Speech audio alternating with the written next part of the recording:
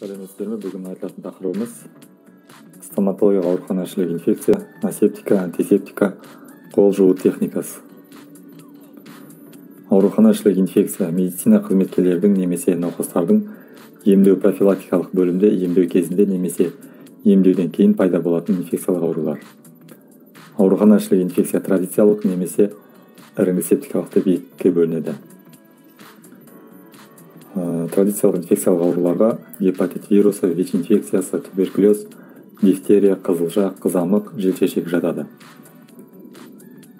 Іріңді септикалық ауруларға стерилизациялау процесі дұрыс жүргізілмеу нәтижесінде медициналық қызметкерлердің асептик, антисептик ережелерін сақтамағаннан қалыпты микрофлоралардың жарақатқа түсу нәтижесінде патогенді микроорганизмдерге айналуы. Ауруханашылық инфекция берілу жолдары. Контактының өзі екіге бөлінеді: тікелей және жанама деп. Тікелей жұғу жолы медициналық манипуляцияларды орындау ережесін дұрыс жүргізбегенде болады. Ал жанама жұғу жолы медқызметкерлердің қолды дұрыс өңдеу ережесін бұзғанда немесе стерилді емес инструменттер қолданғанда болады. Ауа тамшылы жұғу жолы. Бор машинемен жұмыс жасағанда ауаға ұшқан микроорганизмдердің тыныс жолына, ауыз қуысына, яғни ауыз қуыс шырышты қабатына, көз шырышты қабатына, мұрын шырышты қабатына, медицина қызметкерлердің киімдеріне микроорганизмдердің отыруы және де стоматологиялық предметтерге отырып қалуы. Фекальды аралды. Ішек инфекциялары іріңді септикалық инфекцияны тудыратын микроорганизмдер. Оларға ішек таяқшалары жатады. Ауруханашылық инфекция кезінде қоздырғыштардың жіктелуі. Біріншісі бұл яғни шартты патогенді микроорганизмдер. Оларға стрептококктар, каринобактериялар, нейсериялар, пневмококктар, протеилер, алтын түсті стафилококктар, эпидермальды стафилококктар, саңырауқұлақтар жатады. Және таблицада көріп тұрғандарыңыздай бірнеше микроорганизмдердің аттары жазылған және суреттері көрсетілген. Екіншісі ауруханашылық инфекцияны шақыратын вируленттілігі жоғары микроорганизмдер. Яғни оларда антибиотиктерге, дезинфектанттарға қысқа уақыт ішінде колонизацияланатын микроорганизмдер, яғни соларға сенсибилизацияланатын микроорганизмдер жатады. Үшіншісі анаэробты микроорганизмдер. Анаэробтылар олар облигатты және факультативті деп екіге бөлінеді. Ауруханашылық инфекция ағзаға түсу жолына байланысты эндогенді және экзогенді болады. Эндогенді бұл бет жақ аймағына оталар жасау барысында жарақатқа микроорганизмдердің түсуі нәтижесінде пайда болатын инфекциялық аурулар. Ал экзогенді науқастар немесе медқызметкерлерде инфекциялық аурулардың болуы, яғни тасымалдаушы науқастар. Стоматологиялық емханада жиі кездесетін инфекциялық аурулар бар: гепатит, ВИЧ, туберкулез. Стоматологиялық емханада жиі кездесетін инфекциялық аурулар, яғни гепатит, ВИЧ, туберкулез және бұл салыстырмалы түрде қосылды коронавирус ауруы, яғни коронавирус инфекциясы. Бұл инфекциялық ауру бар науқастарда симптомдары айқын байқалмайды, немесе науқастар ауруды жасыруы да мүмкін. Сондықтан әр науқаспен жұмыс жасау барысында емдеу техникасын дұрыс орындап, қауіпсіздік ережесін қатаң сақтаған дұрыс. Астында гепатит С вирусының бейнесі, ВИЧ инфекциясы, коронавирус инфекциясының бейнесі және туберкулез микобактериясының бейнесі көрініп тұр. Ауруханашылық инфекциясының алдын алуда қауіпсіздік және сақтандыру шаралары. Аурухана қызметкерлерінде ауыстырылып тұратын жұмыс киімдерінің жиынтығы. Яғни бұлар халаттар, ауыстыратын аяқ киім, күнделікті санитарлық киімдерді ауыстыруды қамтамасыз ететін мөлшерде болуы тиіс.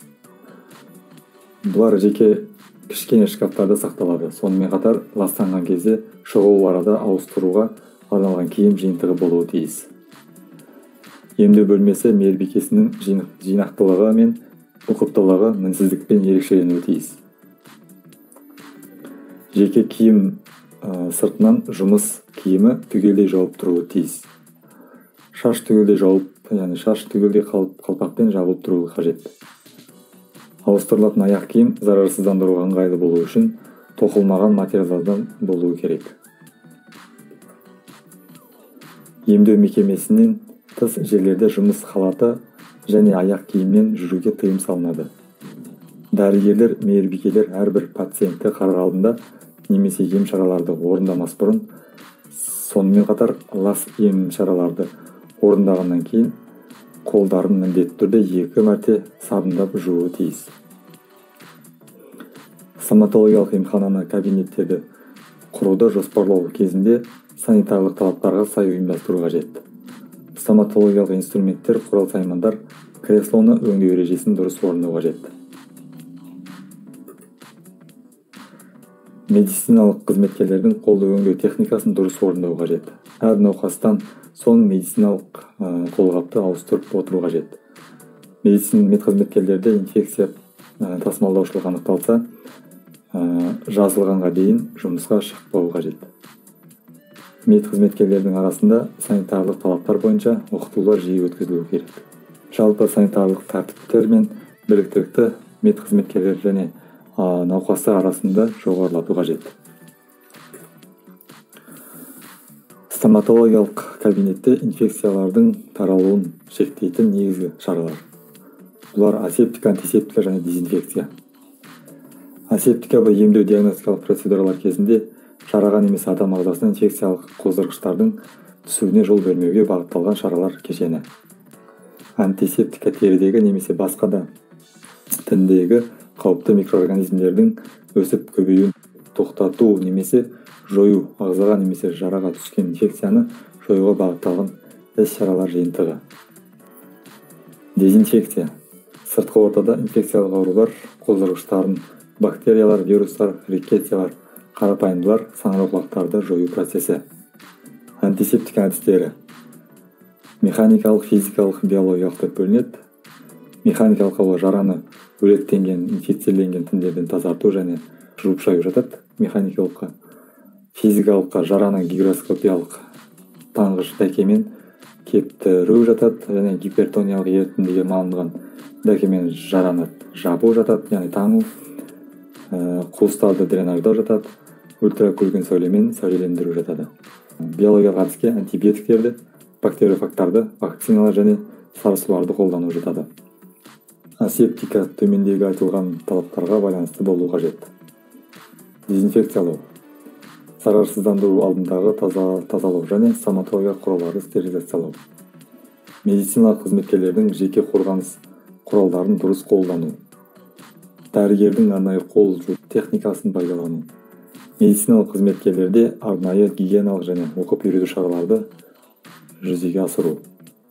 Стерилизация. Стерилизация асептиканың маңызды элементі. Стерилизация процесі бірнеше кезеңді қамтиды. Дезинфекция, стерилизацияға дейінгі тазарту, аспаптарды стерилизаторға орналастыру және зарарсыздандыру процесі, яғни стерилизация. Зарарсыздандыру процесінің өзі бірнеше әдістермен жүргізіледі. Бұл бу қысым көмегімен жүргізу мүмкін, қайнату арқылы жүргізу мүмкін, құрғақ ауа шкафтарда стерилизация жүргізу мүмкін, немесе химиялық әдіс, арнайы концентрациясы жоғары антисептикалық ерітінділерді қолдану арқылы жүргізу мүмкін. Және суық зарарсыздандыру. Резинге қолғаптарды арнайы хлораминге салып зарарсыздандыру жатады.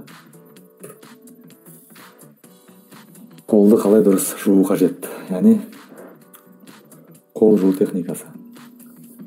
Суреттен көріп, өздеріңіз үйреніп алсаңыздар болады. Видео қойылды слайдқа. Осы видео қарап, қолды қалай дұрыс жуу керек екенін үйренсеңіздер болады. Қорытындылай келсек, қазіргі таңда елімізде тек стоматологиялық ауруханалық инфекциялар ғана емес, одан да бөлек қаншама адам ағзасына зиянды микроорганизмдер көптеп кездесуде. Соған байланысты адам өзінің жеке бас гигиенасын сақтау басты шарт болып табылады.